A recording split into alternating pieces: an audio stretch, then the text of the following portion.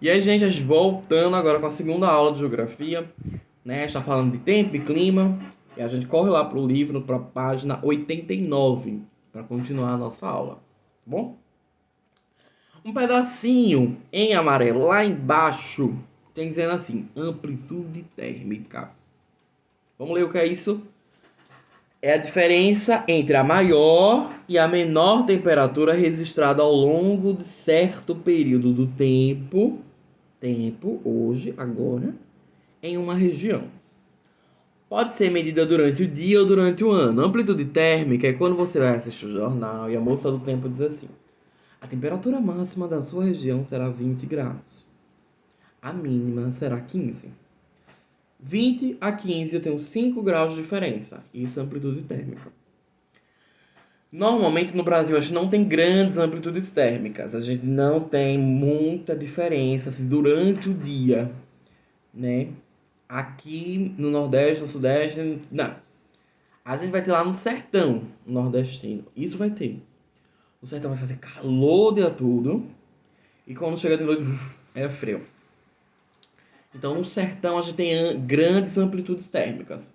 Bom, em regiões mais altas a gente também tem grandes amplitudes térmicas. Bom, vamos supor, vamos dar um exemplo, que durante o dia fez 30 graus e durante a noite fez 15.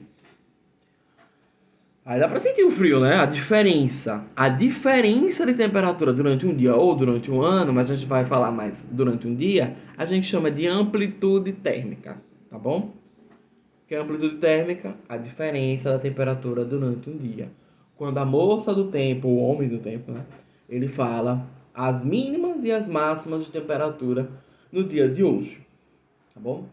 E se você quiser saber a temperatura hoje ou agora, nesse exato momento, você vai olhar no seu próprio celular. A maioria dos novos celulares, assim, celulares mais comuns, você tem um aplicativo lá que vai dizer o clima, o tempo, né? A temperatura, vai dizer a temperatura. Quanto tá? Tá 25, tá 24, tá 23, e vai dizer a mínima, vai dizer a máxima também. Você vai conseguir ver a amplitude térmica hoje. Como é que vai ser, tá bom? Mas lembra que é previsão do tempo, né? Talvez não dê o correto, talvez saia um pouquinho do que estava previsto. Ainda na página 89, a gente volta àquele assunto que eu falei na outra aula sobre inclinação da Terra. Lembra que eu falei, né? Que os polos são mais frios e o Equador é mais quente? Pois bem, meus senhores e senhoras, a gente tem uma divisão aí na Terra, chamada aí de zonas térmicas da Terra. A gente na Terra, não tenho nada redondo aqui para mostrar pra você. Improvisar aqui. Eu tenho a terra, a tampa da minha garrafinha é a terra. No meio, eu tenho a linha do Equador, tá bom? A gente chama isso de zona tropical. Depois eu tenho outras duas linhas, tá? Câncer, o trópico de Câncer, bem aqui é mais acima, e o trópico de Capricórnio, aqui mais abaixo, tá bom? Então essas duas linhas. Trópico de Câncer, o trópico de Capricórnio. Aí, entre o Equador e os trópicos, eu tenho uma coisa chamada zonas temperadas. Mais ou menos no meio, na parte de cima e na parte de baixo, eu tenho uma coisa chamada zonas temperadas. Vocês já sabem que a zona tropical é quente e úmida. As zonas temperadas, elas não são nem tão quentes, nem tão frias. É uma coisa equilibrada. É mais ou menos, tá? A gente chama isso de zona temperada. Não são regiões nem tão quentes, nem regiões tão frias. Aí eu tenho os polos da Terra. Eu tenho Polo Norte, Polo Sul. E aí é mais frio. São as regiões mais frias do globo. Porque a Terra está inclinada, o Sol está aqui. E ó, o Sol está aqui, a Terra está aqui inclinada, ó. A radiação, ó, vai chegar mais no meio. Tá bom? Por isso que eu tenho as zonas térmicas da Terra. No livro de vocês tem uma imagem lá do Rio de Janeiro. Dizendo aí, o Brasil está na sua maior área na zona tropical. O Brasil é um país tropical, abençoado por Deus e bonito por natureza. Página 90. Vamos lá. As precipitações. O que é isso, precipitação? Pensem. Precipitação é o mesmo que chuva. Se eu falar o nome precipitar, é o mesmo que chover. Tá bom? E aí, como é que acontece esse fenômeno? Vamos lá. Depende de alguns fatores. Deixa eu ler aqui para vocês. Precipitações. A evaporação das águas dos mares, dos oceanos, assim como dos rios e dos lagos, fornece à atmosfera uma certa umidade, isto é, uma determinada quantidade de vapor d'água em suspensão. As plantas e os animais também contribuem para isso, já que drenam a água do solo através da evapotranspiração. Então, vamos lá. A água que está no rio, agora, a água que está no oceano, a água que está nos lagos, a água que está em qualquer lugar, ela vai evaporar, tá? A água evapora. É um sistema, é comum isso. Acontece, é natural. E aí, graças ao quê? Graças ao sol, graças ao calor. Essa água está lá em estado líquido e vai passar para o estado gasoso. E essas partículas d'água, já que a gente não consegue enxergar, ficam aqui, ó, na atmosfera. Nos trazem umidade. Elas estão aqui circulando na casa de vocês por aí. Vocês já vão ver, né? Vão pegar. Mas a água tá aqui, ó, em outro estado, circulando aí, ó, pela janela, pela rua. Ela tá na atmosfera. São partículas de água. Isso traz pra gente a umidade, tá? O que permite que o nosso ar não seja seco, seco, seco. Quando a gente tá aqui, eu vou botar ali na janela da minha casa, vou botar a cara na janela, vem aquele arzinho fresco. Tem aquele frescor? Não sei, você não fica aliviado? Isso é umidade. É porque tem água ali no meio daquele ar, tem água, tá bom? Isso aqui garante um certo respiro pra gente. Tem regiões que tem mais, tem regiões que tem menos umidade, viu? Como a gente mora pertinho da praia, a gente tem mais. Isso é ótimo, né? O vento chega vem calminho pra gente, né? Mas tem dias, né, que ele vem, meu Deus, a gente chama esse o quê? Esse mormaço todo, né? Ele vem seco. Aí ele vem sem umidade, tá? Então, ó, a água ela vai evaporando, evaporando, ela vai em suspensão, ela vai subindo, subindo. E quando chega lá em cima na atmosfera, mesmo em outras camadas, né? Elas formam as nuvens, tá? As nuvens são aglomerados de água que estavam em estado gasoso e elas vão se aglomerar, vão se juntar, tá bom? A nuvem ela é coberta não de algodão, ela é coberta de água. Ali tudo é água que está pronto para precipitar, para cair. O que que faz essa água cair? Ó, lembra desse exemplo? Lembra disso aqui? Lembra? Gravidade, viu? Ó, tá vendo como é importante pra gente? A nuvem ela foi absorvendo toda a água, toda a água, toda a água, toda a água, toda a água, toda a água, toda a água, toda a água, toda a água. Pesou, pesou, pesou. Quando ela tá muito pesada, ela não aguenta mais. A força da gravidade chama ela e chove. Tá bom? E a água desce, só que aí ela muda o estado. Lembra que ela foi gasosa, ela volta a líquido. Ela vai gasosa, ela volta a líquido. Isso é ciclo da água ou ciclo hidrológico, escolham. Dá no mesmo. Vai gasoso, volta líquido, vai gasoso, volta líquido, evapora, precipita, evapora. Isso não acaba nunca e não pode acabar, porque se acabar, acaba a gente também. Tá bom? Então, desde o começo lá da formação do nosso planeta, isso vem acontecendo. É isso que permite a vida. Se não fosse essa água, mas a gente também não tinha atmosfera não, viu? Porque é ela que libera oxigênio. Então a gente tem uma ajudinha também das plantas aí nesse processo de evapotranspiração. Elas liberam também aí pra gente. Então é um bônus aí pra gente o que as plantas fazem. Então a gente já sabe que a água vai e volta. A mesma água, desde que a Terra surgiu. É a mesma água, nada mudou. O que mudou é se alguém poluiu. Então esse ciclo da água, ele é eterno, ele é intenso, tá bom? Tem coisas que a gente faz, que o homem faz, que o indivíduo faz, que pode prejudicar esse ciclo, mas é outro assunto aí pra gente. Bom, então, olha que eu usei a palavra precipitação. Então, o nome que a gente vai chamar chuva agora é precipitação. Tá bom? Choveu, precipitou. E aí, eu tenho também uma palavrinha nova para vocês aprenderem. Pluvial. Pluvial. Pluvial. O que é que isso significa? Chuva também. Então, às vezes você vê assim em algum lugar o índice pluviométrico. Preste atenção que possa ser que caia em alguma atividade, alguma prova. Índice pluviométrico. Eu estou falando da quantidade de chuva que teve naquela região. Tá bom? Então, decora essa palavra nova. Anota em algum lugar. Pluvial. Pluvial. Bom, toda vez que eu falar pluvial, pluviométrico, já sabe que eu estou falando de chuva.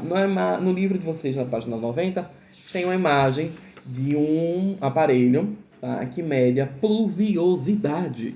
Ou seja, mede a chuva, a quantidade de chuvas. Aí tá lá no jornal, chovendo, tá chovendo muito na cidade, né? Aí passou assim a Defesa Civil dizendo: olha, o índice pluviométrico de Aracaju nesse mês foi altíssimo, foi 100 ml d'água. Aí você pensa, como é que o povo sabe que choveu tanto assim, né? Minha gente, é como alguém pegasse uma garrafa, colocasse assim, na rua, no lugar, né, destelhado, e esperasse chover. É mais ou menos isso. E, choveu tanto, choveu 100, 200, 1 litro, não sei. Então a gente tem, claro que o que vai medir é esse aparelho, tá no livro de vocês, não é bem uma garrafa, tá? Ele que vai medir aí o índice de chuva. Entenderam? Vamos embora, vamos continuar. Existem tipos de nuvens, existem tipos de chuva. As nuvens podem ser convectivas, frontais ou orográficas. Ih, quanto nome estranho. Convectiva é quando esse processo de evaporação ele parece que é uma espiral. Vai acontecendo assim. Tá bom? Aí tem lá o nome, chuvas de convecção, né?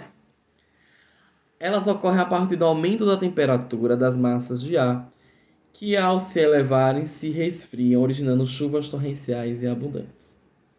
Eu preciso das massas de ar. O que é massa de ar? Vento. Tá? Vamos pensar os ventos. Os ventos estão lá e aí o processo de evaporação vai parecendo uma espiral acontecendo. A gente não tá vendo isso, tá bom? E aí, isso tem a massa de ar quente misturada com a massa de ar frio e subiu. Vai gerar uma chuva torrencial. O que é isso? Uma chuva muito forte. O pé d'água que a gente fala, tá bom? Quando é que surge esse tipo de chuva? A partir das chuvas de convecção ou convectiva, tá bom? Frontal. Frontal é quando elas se enfrentam. Quando elas vão pro fight, quando elas lutam, uma massa quente ou uma massa fria. Massa quente é aquela que não tem umidade. Lembra que eu falei da umidade? Tá. Massa fria é aquela que tem umidade. Resulta do choque entre massas de ar de diferentes temperaturas, uma quente e outra fria. A massa de ar frio tende a baixar enquanto a quente sobe. Esse tipo de chuva atinge grandes áreas e se prolonga por diversos períodos. Aquela chuva. Choveu ontem, choveu hoje, vai chover amanhã, vai chover depois da manhã. É uma chuva frontal. É porque tem duas massas de ar que se enfrentaram e brigaram, vamos assim dizer. Aí para você tá dizendo assim, a massa de ar frio sobe, baixa, perdão, e a quente sobe. Como é que eu vou aprender isso? Acontece dessa forma sempre. Gente, onde é que se coloca um ar-condicionado? Comprei um ar-condicionado, vou instalar. Eu vou colocar no teto ou vou colocar no chão? Pensem. Normalmente onde estão os ar-condicionados? No teto, né? Então os ar-condicionados são sempre instalados na parte de cima. Porque olha aí a explicação, aprendendo a geografia e entendendo o dia a dia, né? O ar quente, ele tá em cima. Sempre ele tá em cima. E o ar frio tá embaixo. Em qualquer situação. É uma regra, isso sempre vai acontecer. Aqui na minha casa está acontecendo agora, na sua também. o ar quente em cima, o ar frio embaixo. Eles ficam circulando, sabe? Circulando, circulando. Lembra que a gente não tem como ver isso? Aí quando tá lá em cima, o ar quente, o ar-condicionado puxa esse ar quente e devolve ar frio. Puxa o ar quente e devolve frio. Puxa o ar quente e devolve frio. Se ele tivesse embaixo, ele não ia conseguir fazer isso não, tá? Por isso que ele tem que estar em cima, para puxar o ar quente e devolver o frio. O ar quente e devolver o frio. Ele não é frio, o arzinho do ar-condicionado é gostosinho, friozinho. Pois bem, é essa a função dele. E aí, se vocês observarem o ar-condicionado, vez ou outra, se ele tá com defeito, ele pinga. Não pinga? Não tem uma mangueira, eu nunca vi uma mangueira do lado do ar-condicionado. Então é para filtrar água. Ó, o vapor da água no ar-condicionado ele vira líquido. Então a gente tem certeza que tem água circulando aqui por causa disso. Tá bom? Se liga aí. Então, e também tem chuvas chamadas orográficas, que aí eu posso falar de chuvas de relevo para ficar mais fácil para mim e para você. Tá? Chuva de relevo é quando a gente tem uma corrente de ar, o vento, ele vem, ele bate em uma estrutura de relevo muito alta, um planalto, por exemplo, e aí acontece a chuva. São produzidas pelo encontro dos ventos quentes e úmidos com áreas mais elevadas. Tá bom? É quando o vento bate em algum lugar e aí a gente tem uma chuvinha aí. Tá dando pra entender, né? Se não der, dá uma paradinha, respira, pausa o vídeo, vai ler e depois volta. Vamos lá, tem mais. Tem muita coisa aqui. Chuvas ácidas. Então vamos comigo aqui. Tá no quadrinho amarelo para vocês, na página 91. O que é isso, chuva ácida? É ácido, derrete as coisas? Não. A chuva lá acontece sem nenhuma interferência humana. O homem não manda na chuva, tá bom? Ela vai acontecer sempre. Só que se o ar estiver poluído, na hora que ele for evaporar, ele leva a sujeira junto. Isso é muito poluído, tá bom? Então, a nuvem não filtra isso. Na hora que chover, vai a sujeira de volta, desce a sujeira. Que ela subiu, na hora de chover, a sujeira vai junto, a poluição. E a gente chama de chuva ácida. Por que é ácido? Porque ele é prejudicial à nossa saúde, sim, a chuva ácida. A gente não vai sentir na pele derretendo, não. A gente pode, se a gente ficar exposto a uma chuva ácida ou várias, a gente pode ter alguma doença assim de pele, sim, tá? A gente pode ter alguma doença de pele. Mas quem sente mais isso são as plantas. Elas acabam, sim, né, queimando com a chuva ácida. Não pegam fogo, mas já viram uma plantinha queimada, como é amarronzada do sol? Acontece a mesma coisa com chuva ácida. E os monumentos, tipo as estátuas que ficam aí nas praças e tudo mais, elas também sentem com a chuva ácida. Elas acabam corroendo, tá bom? Processo natural é a chuva. A chuva ácida é quando teve uma intervenção humana aí que poluiu aquela região. Outro fenômeno importante para a gente entender a pressão. Pressão atmosférica é o peso que o ar exerce sobre a Terra. É como se tivesse na nossa cabeça uma coisa empurrando a gente para baixo. É porque a gente não sente, tá bom? Porque o nosso corpo também tem ar por dentro. A gente não sente a pressão atmosférica. Porque a gente está aqui em Aracaju, é planície, é tranquilo. Mas quando a gente começa a subir, vocês já foram assim, estavam de carro, né? E aí esse carro que vocês estavam começou no meio da estrada, começou a subir uma ladeira, e seu ouvido ficou um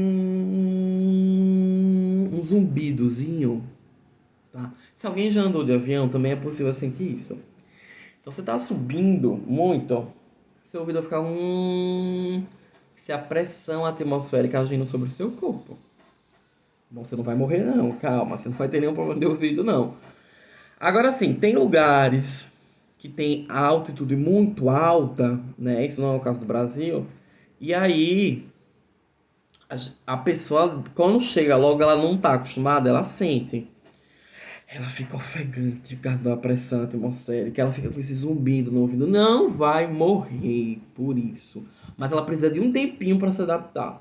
Normalmente quando tem jogo assim, Copa do Mundo, essas coisas, e não é no, claro que não é no país de origem, né? Os jogadores viajam. Quando vão para um país que tem alta altitude, eles têm que chegar um pouquinho antes, treinar antes de todo mundo, para dar uma treinada, para ver ali como é que as pessoas vão se comportar. Se vai ter alguma reação, se vai ter um cansaço. Os atletas, de modo geral, né? Quando eles vão para lugares de muita altitude, eles precisam chegar antes, reconhecer e tudo mais, para ver como é que o corpo deles vai reagir. Tá bom? No nosso planeta nós temos regiões com altas temperaturas, com altas pressões e com baixas pressões. Página 92, eu tô por lá, viu? E aí eu tenho as massas mais quentes e as massas mais frias, com umidade e sem umidade. Tá bom? Vamos ver aqui o vento, ainda na página 92. O vento é o vento, gente. O vento é o vento, o vento. O que a gente está sentindo agora é vento. Não tem segredo nenhum nisso, viu? É porque a gente chama também de massas de ar, a depender de onde ele circula. Mas o vento é isso aí que a gente sente. Não tem segredo nenhum para saber de vento. Aí depende, o vento pode vir de vários lugares. Tá? Ele pode vir de vários lugares. Ele pode vir do oceano, ele pode vir do continente, ele pode vir do sul, do norte, do leste, do oeste. Do oeste. Ele tem várias posições para o vento vir. Por isso que às vezes você tá ali, alguém diz assim, é chuva de vento, fulano. Tá? E aí a chuva toma uma posição, né? Mas depende de onde tá vendo o vento também, viu? Não sei se na casa de vocês acontece, mas a minha acontece, que eu moro em apartamento. Tá aqui, tá chovendo, aí tá chovendo. Não, tudo bem, eu posso deixar a janela aberta e tá chovendo lá fora. Aqui não caiu uma gota aqui dentro. Mas tem chuva que molha a casa todinha. É a chuva de vento. Depende da direção do vento. Depende da direção daquele vento. Da onde veio aquele vento? Veio do norte, veio do sul, veio do leste, do oeste, tá? Também aí depende das questões aí de pressão, de alta e baixa pressão, tá bom? Aqui no Nordeste nós temos uns ventos chamados de alísio. E esses ventos, eles são muito fortes, tá? O que nos ajuda a produzir energia eólica. Como é que eu vou medir o vento? Tá? Como é que eu vou ter uma ideia do vento? A partir, né, a velocidade do anemômetro, a direção do biruta do catavento. Na página 93 eu tenho um biruta. Por que eu quero saber a direção do vento? Já que eu estou dizendo a vocês que eles vêm de qualquer lugar, né? Tô no aeroporto, eu preciso da biruta por quê? Porque se eu tiver um avião e ele tiver contra o vento, ele pode sofrer com isso, inclusive um acidente grave. Então, eu preciso da biruta. A biruta na página 93 lá em cima, para me dizer, ela dá a orientação de que ponto cardeal, lembra deles? Tá vindo ali o vento, tá bom? Principalmente aí para os aviões não sofrerem nenhum tipo de acidente. É essencial nos aeroportos. Os aeroportos.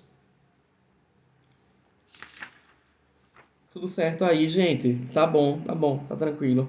Vamos ler esse quadrinho aqui amarelo, tem assim, os furacões tropicais. E a gente viu agora que no Brasil teve um ciclone extratropical, que é um primo do furacão, né, chamado Bomba. Vamos lá. Os furacões tropicais. Os ciclones tropicais, eles preocupam bastante os seres humanos pelos danos que eles causam à Terra e por serem um perigo nas navegações. Os ciclones tropicais também são chamados de furacão no Caribe e tufão no Índico. Ou seja, no Brasil é chamado de ciclone. É a mesma coisa, ciclone e furacão. Depende de que lugar você está falando. No Brasil a gente chama ciclone, tá? Isso não tem nenhuma diferença muito grande entre um e outro, não.